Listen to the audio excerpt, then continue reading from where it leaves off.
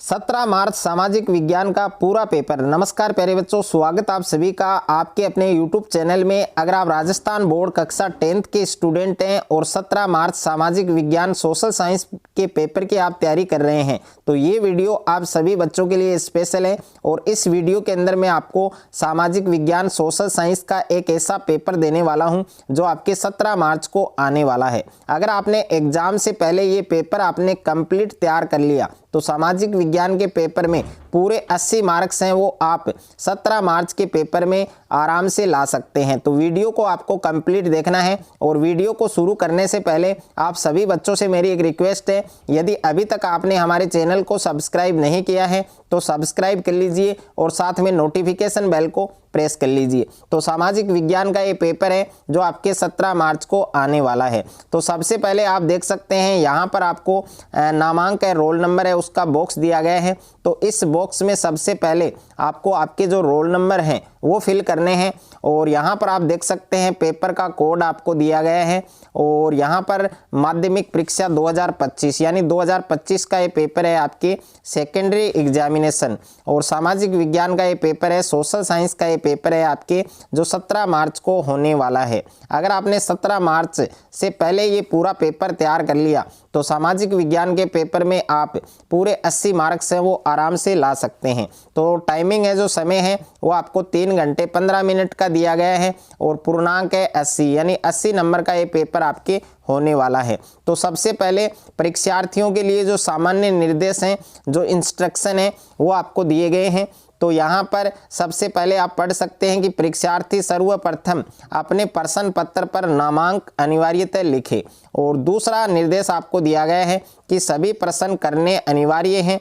और तीसरा निर्देश दिया गया है कि प्रत्येक प्रश्न का उत्तर दी गई उत्तर पुस्तिका में लिखें।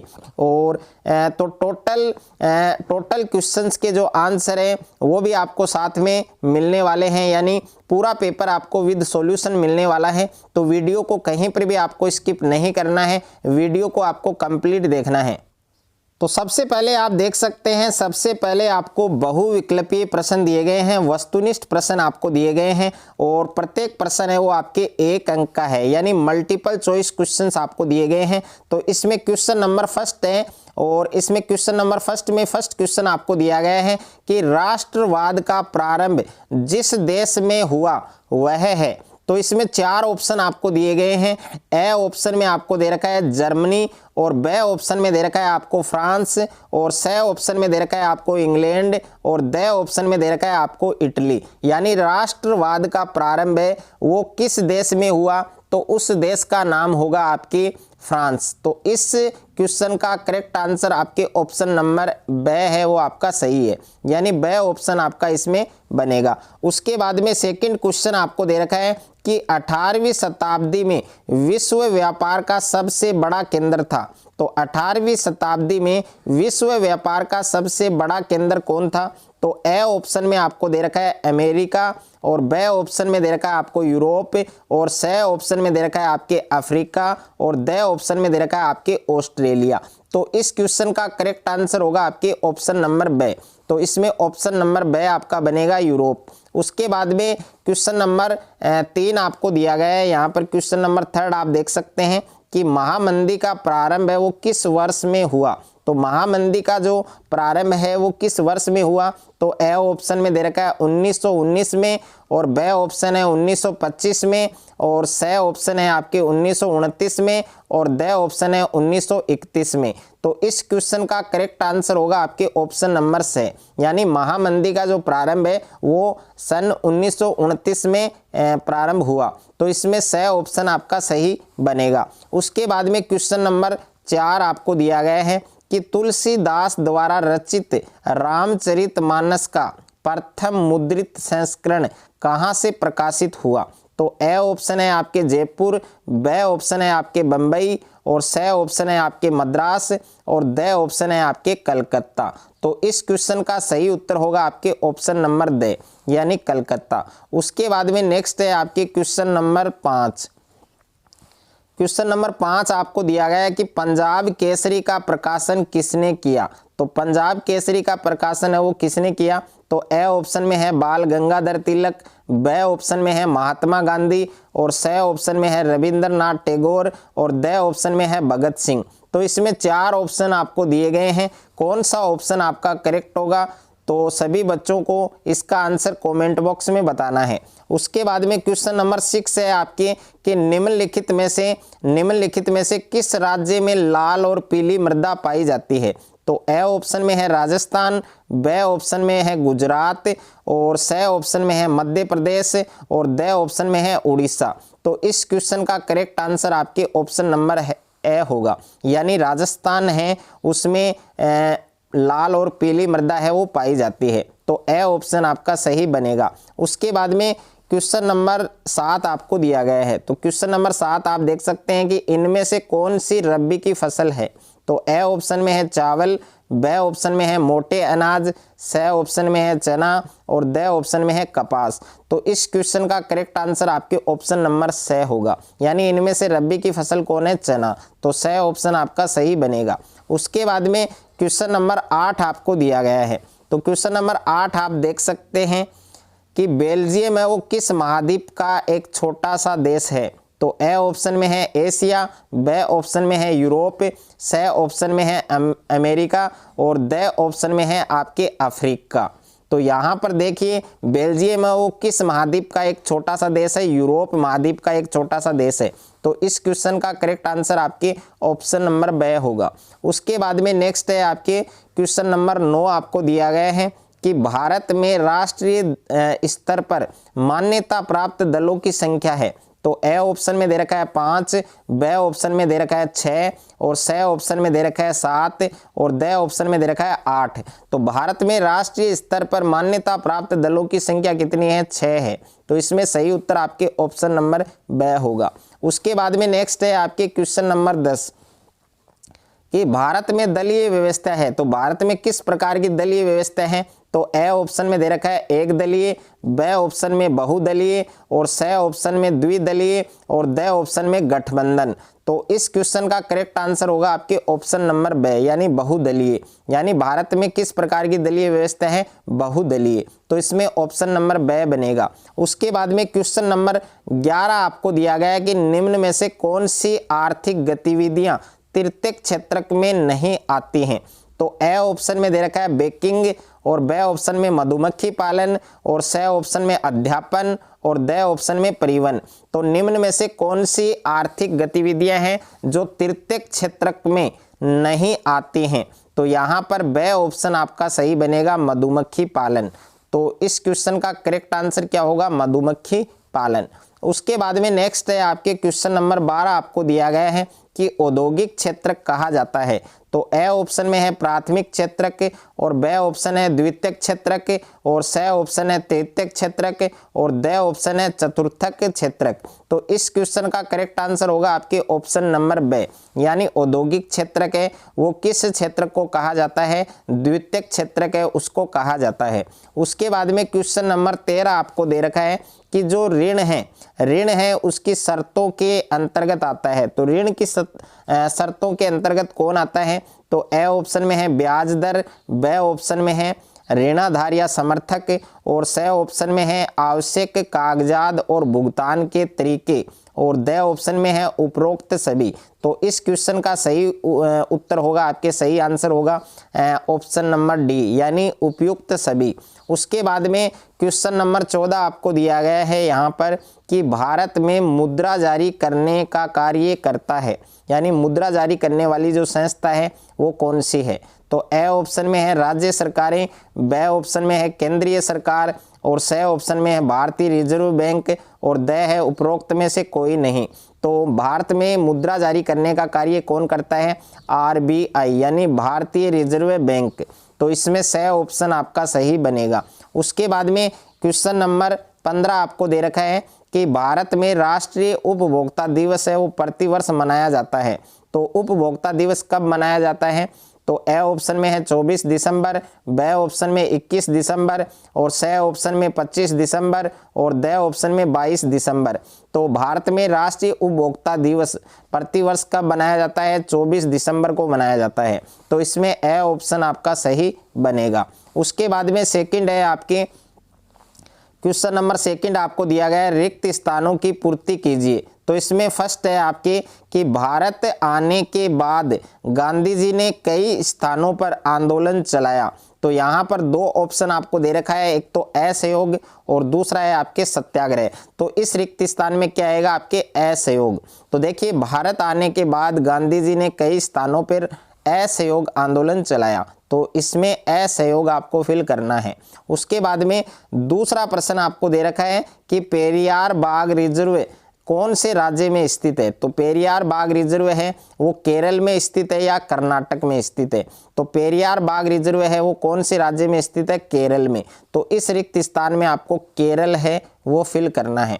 उसके बाद में तीसरा क्वेश्चन आपको दे रखा है यहाँ पर कि भारत गन्ने का सबसे बड़ा उत्पादक देश है। तो दूसरा या तीसरा? तो भारत गन्ने का दूसरा सबसे बड़ा उत्पादक देश है। तो इस रिक्त स्थान में आपको लिखना है दूसरा। उसके बाद में क्वेश्चन नंबर 4 है आपके कि संविधान ने किसी भी प्रकार के भेदभाव पर रोक लगाई। तो इसमें आएगा आपके जातिगत, यानी 4 नंबर का जो रिक्त स्थान है इसमें आपको क्या फिल करना है? जातिगत। उसके बाद में 5वां क्वेश्चन आपको दे रखा है कि विश्व के लगभग कितने देश विश्व व्यापार संगठन के देश हैं सदस्य हैं?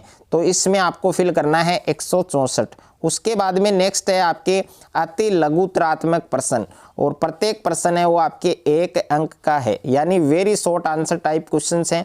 तो इसमें क्वेश्चन नंबर 3 है आपके क्वेश्चन नंबर 3 आप देख सकते हैं कि हिंद स्वराज पुस्तक के लेखक कौन थे? तो हिंद स्वराज पुस्तक के लेखक कौन थे? महात्मा गांधी। उसके बाद में क्वेश्चन नंबर 4 आपको दिया गया है कि अवर्गीकृत वन किसे कहते हैं? तो इसकी परिभाषा सभी बच्चों को कमेंट बॉक्स में बतानी है कि अवर्गीकृत वन है उसकी परिभाषा क्या होती है।